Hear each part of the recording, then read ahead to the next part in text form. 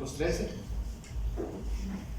De gracias a Dios por esta oportunidad. También agradezco a mi pastor. Vamos a finalizar con el estudio bíblico por fin, ¿verdad? Es el 8º estudio. Vamos a terminar ese estudio. Y bueno, le agradezco primeramente a Dios por esta oportunidad, ¿verdad?, de presentar este tema, y a usted por haber estado presente en cada uno de los estudios. Espero primeramente haber honrado al Señor, ¿verdad?, con esta serie, y segundo, que usted pueda ser edificado y que tengamos cada día más un amor por su palabra. Amén, que nos entreguemos totalmente al estudio de la misma. Marcos 13, versículo 31. En esta noche, como dije anteriormente, vamos a terminar la serie, y como hemos hablado durante toda esta serie, durante todos estos estudios, hemos mencionado una palabra o dos palabras claves, que es la palabra proceso o desarrollo, ¿sí? Lo hemos visto en cada estudio de la Biblia, cómo esa revelación llegó a nosotros. No fue de la noche a la mañana, no fue en un solo instante, en un solo momento, sino que se ha venido dando por etapas, o por desarrollo, o poco a poco, de manera progresiva.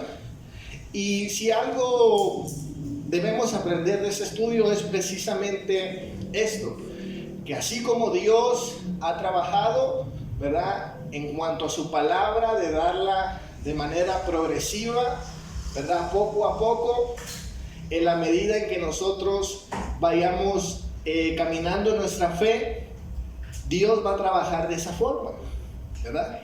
Dios no trabaja o Dios no nos se revela a nosotros muchas veces en un solo momento, sino a través de nuestra vida cristiana vamos conociendo a Dios, ¿verdad? En cada etapa que usted se encuentra, probablemente usted no conoció a Dios en la etapa que hoy se encuentra, pero ha venido conociendo a Dios a través del tiempo, ¿sí? Entonces, quédese con eso, ¿verdad? Quédese con que Dios trabaja de manera progresiva, y esto debe darnos una confianza, debe darnos una confianza, una seguridad, ¿verdad?, de cómo Dios aún hoy en día sigue trabajando de la misma forma. A veces cuando empezamos a compararnos con los demás, ¿verdad?, perdemos de vista esto. Queremos adelantarnos procesos, queremos adelantarnos etapas, pero Dios, mis hermanos, sigue trabajando despacito, ¿verdad?, despacito. Cada cual es diferente. Vamos a hablar un tema en este día que tiene que ver con la preservación de la palabra de Dios, y vamos a descubrir cómo ha sido este viaje de preservación, cómo Dios ha preservado su palabra para que hoy en día nosotros la podamos tener en nuestro idioma y de manera accesible, ¿verdad?, que podamos consultar su palabra. Entonces vamos a ver cómo Dios también de manera progresiva y a través de un desarrollo ha hecho que su palabra sea preservada. ¿Me logran entender en ese día? Así que vamos a ver cómo Dios lo hace. Marcos 13, versículo 31, dice la palabra de Dios, y eso lo dijo nuestro Señor Jesucristo: el cielo y la tierra pasarán, pero mis palabras jamás pasarán. Es un texto, mis hermanos, que nos habla de la fidelidad de Dios, ¿verdad?, de cómo Dios ha comunicado su palabra, y esas palabras que el Señor un día habló tienen vigencia para nosotros. Ahora, de la forma en que nosotros podemos enterarnos de las palabras de Dios es a través de su palabra. Si no fuera por la Biblia, no nos daríamos cuenta de la voluntad de Dios para nosotros. En la alabanza cantábamos una canción de cómo, ¿verdad?, el salmista está hablando de cómo él necesita entregarse por completo a la voluntad de Dios. Y eso es una realidad para nosotros. Si queremos rendirnos a la voluntad de Dios, la debemos conocer y la conocemos a través de su palabra. ¿Cuántos dicen amén? Amén. Ok, vamos a ver en primer lugar soportes y formatos en cómo se preservó la palabra de Dios. ¿Sí? En cómo se preserva la palabra de Dios. Primeramente hablemos acerca de los materiales que se utilizaron para preservar la palabra de Dios escrita. La palabra de Dios nos dice en Deuteronomio 4, versículo 13, nos dice: y el Señor dio a conocer su pacto, los 10 mandamientos, los cuales escribió en 2 tablas de piedra y les ordenó que los pusiese en práctica. Aquí vemos ¿verdad? Uno de los materiales que se utilizaron para preservar la palabra de Dios, y dice la Escritura que fueron 2 tablas de piedra, muy probablemente algo así. ¿Sí? Este no son los 10 mandamientos, pero son es un ejemplo de cómo en el tiempo antiguo preservaban algunos escritos, ¿verdad? Tallados en piedra. Ahora entonces, en primer lugar veamos esto. La palabra de Dios se preservó en piedras. Interesante, ¿verdad? Hoy en día es impensable que carguemos nosotros con escritos, imagínense, con piedras, ¿verdad? Primeramente, pues, es algo muy pesado y tendría que ser algo sumamente importante para registrarlo en ese tipo de materiales. El segundo material que tenemos es cerámica. La palabra de Dios se preservó también en material de cerámica. Aquí tenemos una porción, o un ejemplo, perdón, donde está la porción de un texto bíblico de Éxodo 22:20. Y ese texto se encontró en lo que hoy podríamos conocer como un tipo plato, ¿sí? Un plato de cerámica. Eso lógicamente son fragmentos que se encontraron. Es muy interesante cómo la gente buscaba los medios para guardar la palabra de Dios. Imagínense, están comiendo ahí su maruchan, ¿verdad? Con textos bíblicos ahí, algo muy pedagógico, ¿verdad? Para el que pudiera leer. Y también pues era la forma de preservar la palabra de Dios. El tercer material o el tercer soporte de escritura encontramos que es el metal. Éxodo 28, versículo 36 nos dice la escritura: haz una placa de oro puro y grábala en ella a manera de sello que diga consagrado al Señor.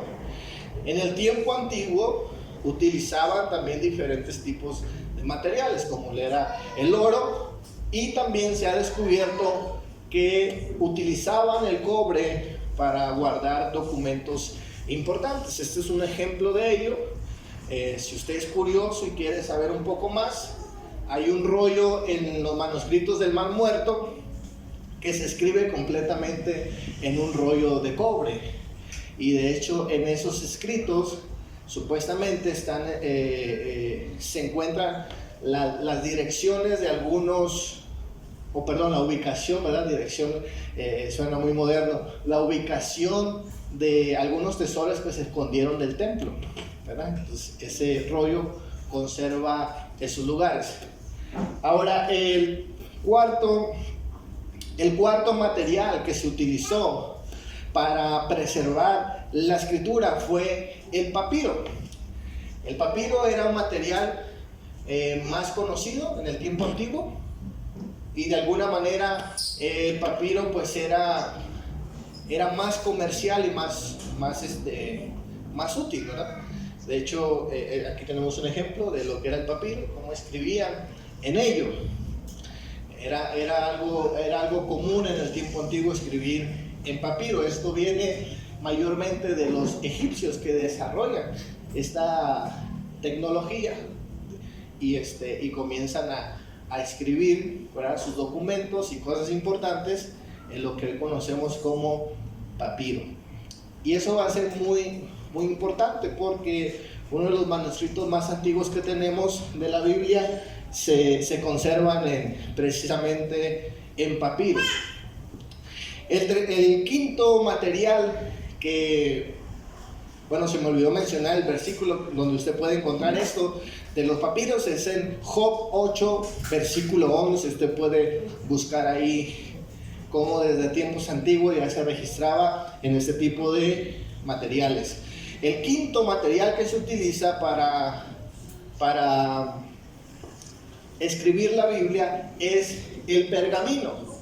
El pergamino es un material de cuero, ya sea de vaca o de cabra, pero mayormente lo utilizaban pues de carneros. Era un material más duradero, ¿verdad? Y por ende más costoso. Imagínense estar matando animales para hacer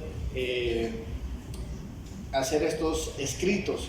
Y era algo muy común que encontramos en el mundo antiguo. Isaías 30, versículo 8 nos dice la palabra de Dios: anda pues delante de ellos y grábalo en una tablilla, escríbelo en un rollo de cuero, para que en los días venideros quede como un testimonio eterno. Aquí es Dios mismo que da la instrucción. Dice: mira, Isaías, escríbelo, ¿verdad? En un rollo de cuero, en un pergamino, como hoy lo conocemos. Por acá tengo un ejemplo de lo que vendría siendo el pergamino, ¿sí? Alcanza a ver por ahí muy bien. Entonces estamos conociendo los materiales en los cuales se preservaba la palabra de Dios, ¿verdad que sí? El sexto es algo muy interesante. Esto yo no lo conocía hasta que empecé a estudiar sobre el tema, y es como la palabra de Dios también se preservó en madera. Muy interesante. Números 17, versículo 2, dice la escritura: dile a los israelitas que traigan 12 varas, una por cada familia patriarcal, es decir, una de cada uno de los jefes de las familias patriarcales, y escribe el nombre de cada uno de ellos sobre su propia vara. Se me olvidó traer un ejemplo de esto, pero se han encontrado artefactos en madera donde escribían ciertas porciones, y algunos otros materiales que no los apunté aquí, pero que también la Biblia menciona en cómo los judíos escribían sobre las telas, ¿verdad? O las filacterias de sus vestimentas. Es decir, buscaban la manera y los medios de ese tiempo para preservar la escritura. Entonces vimos en primer lugar los soportes de escritura, ¿verdad? O los materiales que se utilizaron para ello. Vamos a terminar este primer punto hablando acerca de los formatos en que la Biblia fue escrita, ¿verdad? Mientras avanzaba el tiempo para conservar la palabra de Dios.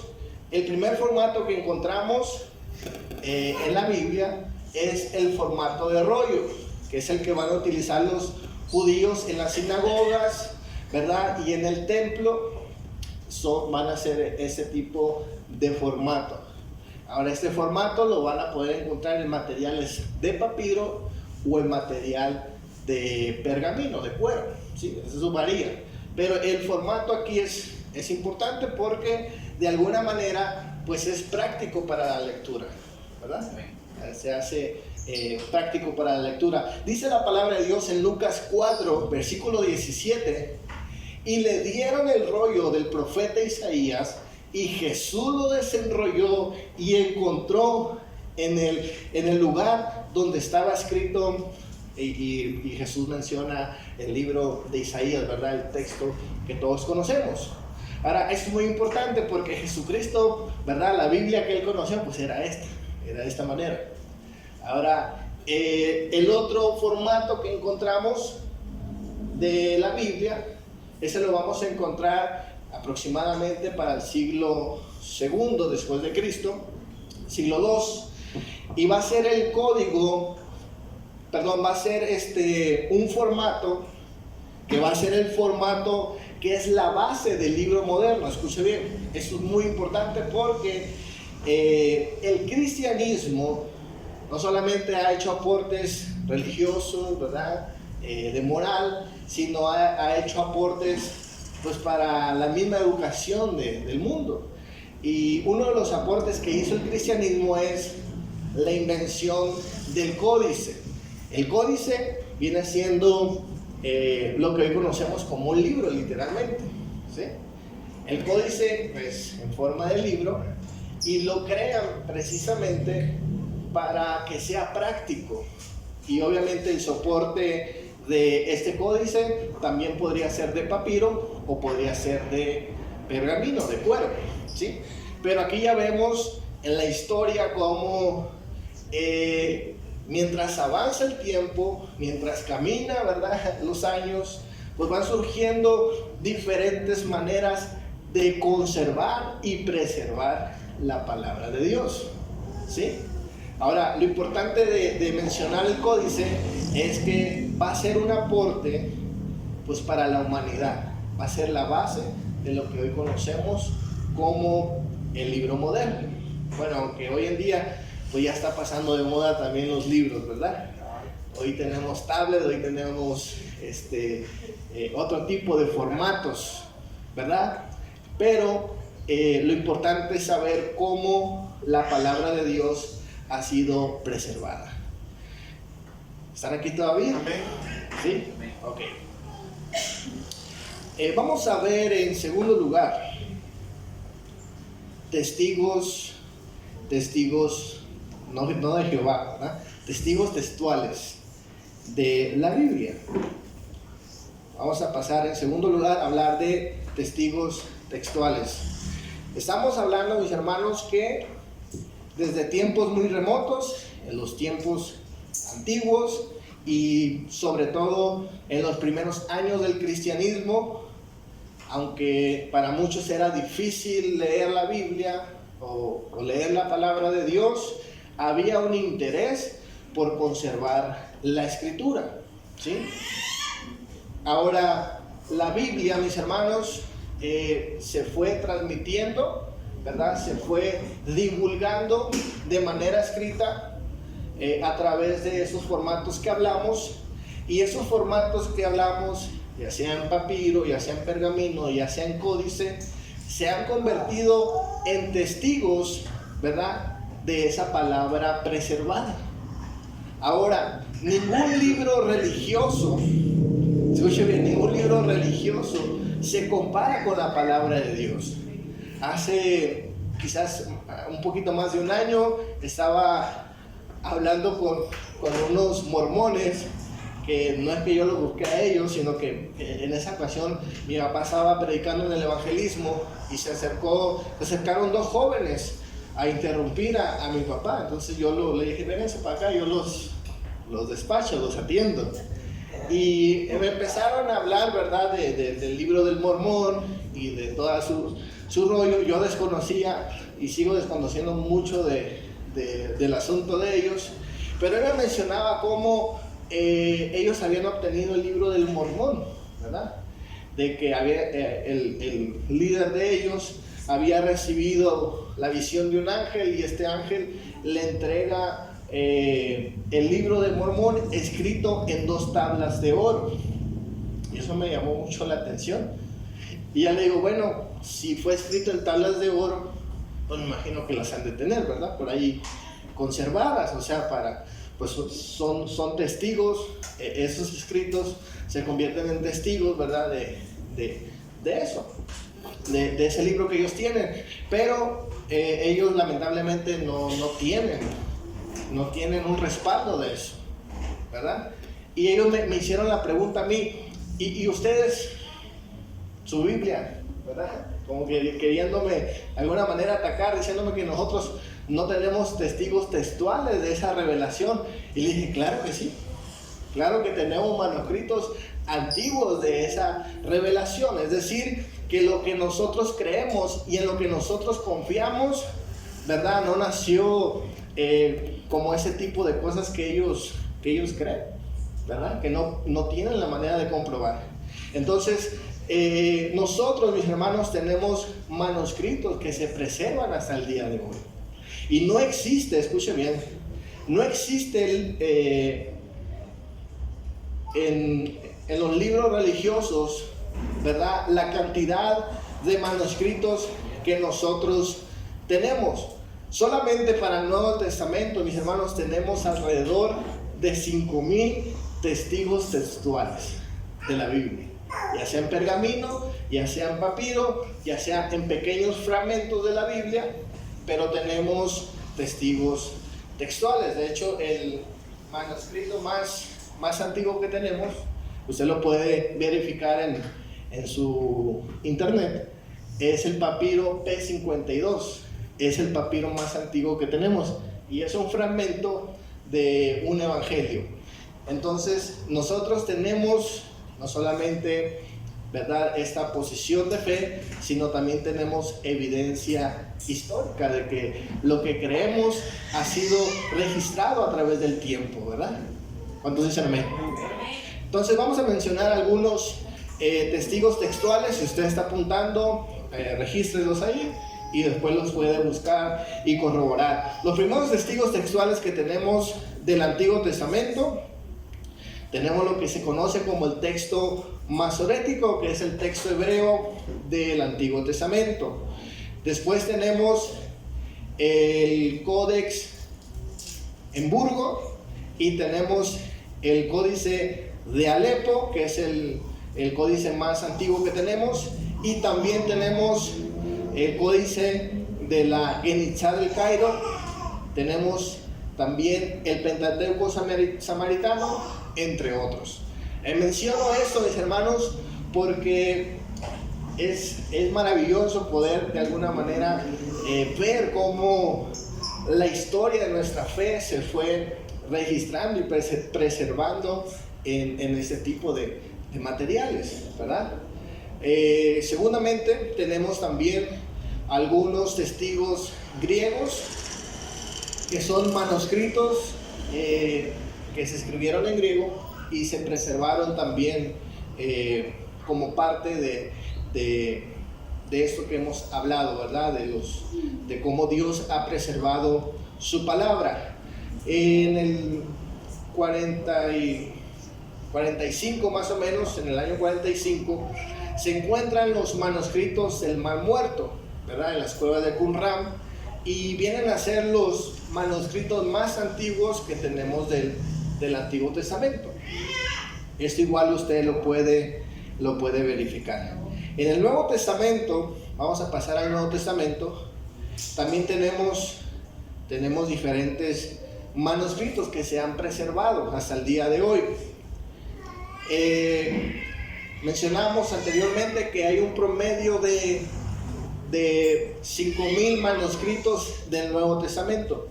Ahora, esto es algo importante porque eso nos habla de cómo hubo una gran divulgación del mensaje de Dios en aquel tiempo, ¿sí? Eso corresponde a esa naturaleza, a ese origen. Había un interés de proclamar la palabra de Dios y que la gente pudiera de alguna manera conocer, ¿verdad?, en qué estaba basada su fe. Entonces, esto es algo muy interesante y es algo muy importante que debemos de considerar. Más de 5,000 manuscritos solamente del Nuevo Testamento. Ni siquiera el Antiguo se preservó con esa cantidad de manuscritos.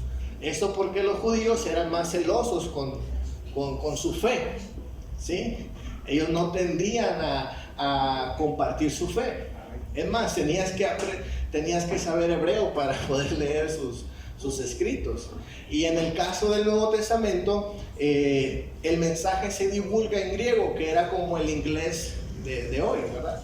Que mucha gente lo habla. Entonces, por eso es que hay mucho respaldo en cuanto a eso. Esto nos habla de que el medio evangelístico que utilizaba la iglesia primitiva era también la escritura. ¿Cuánto le da a entender eso? Era la manera de comunicar. De hecho, alguien mencionó que la Biblia, ¿verdad?, es el mayor evangelista del mundo. ¿Sí? Aunque hay predicadores, aunque hay evangelistas, Pero la Biblia por sí sola, ¿verdad? Obviamente con la presencia y la intervención del Espíritu Santo, pues la gente puede conocer el mensaje. Yo recuerdo el testimonio de una hermana en Panamá, que ella le gustaba leer muchos libros y libros seculares, y dice que por un mes su profesor de alguna materia que le estaba dando empezó a faltar. Entonces esa hora del día de la escuela la tenían libre y muchos pues se iban a cotorrear, tenían hora libre, y ella decidió leer. Entonces se fue a la biblioteca, encuentra una Biblia y se pone a leer, y al tiempo le dice a su mamá: ¿sabes qué? Yo necesito entender este libro. Y van en busca de una iglesia, y hasta el día de hoy permanece esta familia en los caminos del Señor. Y ese es el testimonio quizás de muchos prisioneros, ¿verdad? De mucha gente que está en prisión, ¿verdad? Tienen demasiado tiempo, se ponen a leer, se encuentran con la palabra de Dios, y hay muchos testimonios de esa manera, cómo Dios utiliza la Biblia. Entonces, solamente para no aburrirlo tanto, hay muchos manuscritos del Nuevo Testamento. Podremos hablar de algunos más importantes, solo los voy a mencionar. Si usted está haciendo apuntes y quiere corroborar, lo puede hacer. Tenemos el Códice Vaticano, que es el códice más antiguo que tenemos, el Códice Alejandrino. Tenemos, por ejemplo, un manuscrito muy importante, el P66, el P18 y el P75, que son papiros que se utilizan hasta el día de hoy para la traducción bíblica. Tercer lugar, y terminamos, amén. Tercer lugar, versiones antiguas de la Biblia. Recuerde que estamos hablando cómo Dios ha preservado su palabra, ¿sí? Cómo Dios ha utilizado todos estos formatos y medios para que su palabra pueda llegar a nosotros, ¿verdad? Hemos también repetido una palabra que es: la Biblia no cae del cielo, ¿verdad? Sino que tiene un proceso, tiene un desarrollo hasta llegar a nosotros. Con el crecimiento del Evangelio, el Evangelio no solamente se queda en Jerusalén, no solamente se queda en los países cercanos de Israel, sino que se comienza a llevar a otros lugares. Entonces encontramos que hay otra necesidad, la necesidad de que la gente pueda entender la palabra de Dios en su lenguaje, ¿sí? Entonces ahí es cuando nacen las traducciones de la Biblia.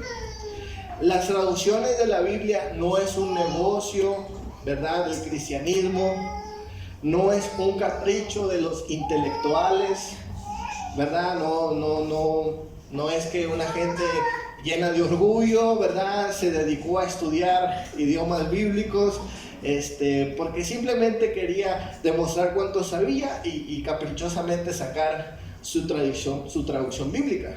Sino lo que hay detrás de la traducción bíblica es un enfoque evangelístico, ¿sí? De hecho, usted se va a sorprender de la cantidad de traductores bíblicos que en su mayoría eran pastores. Por ejemplo, mencionamos a Martín Lutero, que fue un ex monje de la Iglesia Católica. Él tiene esa visión de alcanzar a su comunidad alemana, y lo que hace es traducir la Biblia al alemán para que los alemanes puedan traducir la Biblia, leer la Biblia. De ahí encontramos a otros reformadores como Casiodoro de Reina, que también era un ex monje católico y que se convierte en pastor, y él escribe, escuche bien, él comienza a traducir la Biblia para su congregación de por lo menos 30 personas. Esa Biblia en español, que es la que tenemos acá, es la Biblia del oso, no creció con la visión de alcanzar al mundo hispano. De hecho, en ese tiempo no se había conquistado América para ese tiempo.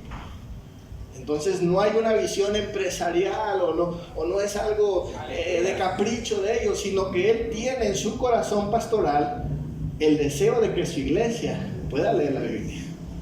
Y ahí nace la historia de la Biblia en español. Entonces siempre ha habido, mis hermanos, un enfoque evangelístico, que la gente pueda conocer la palabra de Dios. En Nehemías 8, versículo 8, solamente lo voy a parafrasear.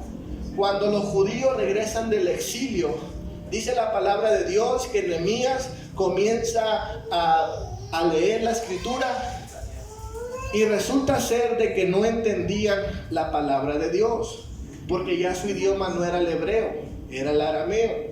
Entonces dice la palabra de Dios, lo voy a leer, versículo 8, ellos leían en voz alta el libro de la ley de Dios y lo traducían para que entendieran claramente la lectura.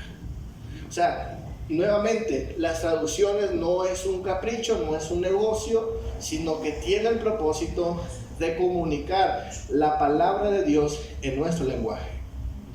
Amén. Los musulmanes no hacen esto. Hay que saber árabe para entender su libro sagrado. Amén. Y podemos mencionar otros grupos más. Incluso la Iglesia Católica en un tiempo solamente divulgaba la palabra de Dios en latín. Y la leían en latín y la gente no sabía latín. A menos que fueran de Roma y de esos lugares, ¿verdad? Y tuvieran una formación en latín. Pero con la llegada de la Reforma Protestante se reaviva este deseo evangelístico y lo primero que hacen es traducir la Biblia en sus idiomas vernáculos. Ahora, la Reforma Protestante se topó con otro problema. Ya se escrita la Biblia en el idioma que la gente puede entender, pero no sabe leer. Entonces nace en ese tiempo el primer sistema educativo gratuito que hoy conocemos, ¿verdad? Que son las escuelas públicas. Entonces todo nace con este enfoque evangelístico. El interés de preservar la palabra de Dios, el interés de comunicar la escritura, nace todo esto. ¿Cuántos dicen amén? Solamente, ¿verdad? Vamos a mencionar algunas versiones antiguas de la Biblia. Por ejemplo, tenemos las versiones latinas, que es la Vulgata latina, la Vetus latina. Tenemos versiones sirias y las versiones coptas, que es una versión que nuestros hermanos, las versiones sirias van a ser versiones muy importantes para el cristianismo. Probablemente usted haya escuchado de la traducción Peshitta, ¿sí? No solamente traducen la Biblia, ¿verdad? Porque necesitan estar al día con la erudición bíblica, sino que traducen la Biblia de manera clara y sencilla. De hecho, la traducción Peshitta tiene ese propósito, que sea entendible, sea lo más claro. No es traducir palabra por palabra. Tenemos versiones coptas, versiones armenias y versiones góticas. Son versiones antiguas. Por último, una de las Biblias más antiguas que tenemos es la Septuaginta, que es la Biblia en griego. Y esta Biblia se escribe 300 años antes de Cristo. De hecho, va a ser la traducción bíblica que van a utilizar de base los primeros cristianos, el mismo Señor Jesucristo y los apóstoles. Ellos no consultan en el hebreo, sino que probablemente consultan alguna versión de la Biblia griega o o hacen una traducción propia desde el hebreo al griego. Entonces va a ser muy importante esa traducción. Esa traducción, repito, 300 años antes de Cristo. Por eso cuando la gente habla del famoso 400 años de silencio, esto no necesariamente es así, porque en aquel tiempo se hacen muchas cosas para lo que iba a ser posteriormente el Evangelio. Terminamos, mis hermanos, con la Biblia en español. ¿Cuántos están durmiendo? Amén. Amén. Bueno, vamos a terminar. Terminamos con la Biblia en español. La Biblia en español, primeramente se escribe el Antiguo Testamento en el año 1280. Después se escribe también el Antiguo Testamento por un rabino al español en 1420. Después se escribe otra parte del Antiguo Testamento, no completa, en el año 1430. Después, en 1553, se escribe otra parte del Antiguo Testamento, pero esta ya completa. Después, en 1543, se comienza a escribir lo que es el Nuevo Testamento al español, por un monje llamado Francisco de Encina. De hecho, él muere traduciendo la Biblia, que era un delito en ese tiempo por la Iglesia Católica, el traducir la Biblia a otros idiomas. Entonces, este joven muere, y la inspiración de este joven fue el reformador Martín Lutero, que era un traductor bíblico. Y usted puede conocer más de la historia. Después tenemos el Nuevo Testamento por San Juan Pérez de Piñeda, que es otro joven también que muere quemado por la Inquisición española. Y después tenemos por primera vez la Biblia en español por Casidoro de Reina, ¿sí? De hecho, este hombre va a ser muy importante para la traducción que hoy tenemos, Reina Valera, porque él hace la primera traducción completa de la Biblia. No vamos a entrar en detalles en la historia de este hombre, usted la puede buscar, pero posteriormente otro hombre llamado Cipriano de Valera es el que revisa esta Biblia. Por eso es que nuestra Biblia se llama Reina Valera, ¿sí? Por los apellidos de estos dos traductores. Entonces, es así como la palabra de Dios se preserva y hoy en día la podemos leer. Quiero concluir en esta noche con este estudio y esta serie. Deseo, ¿verdad? Y ese fue mi enfoque, mi propósito, haber honrado al Señor con esta serie. Y si algo podemos recordar, lo mencionamos en la introducción, es la palabra desarrollo y la palabra proceso.